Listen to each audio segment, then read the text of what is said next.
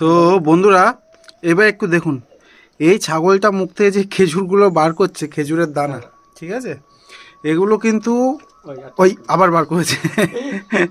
তো কাকু কিন্তু এখন খেতে দেননি এদেরকে, এরা সকালে বেরিয়েছিল, সকালে খেজুর গাছের গোড়ায় ছিল, সেই সব খেয়েছে।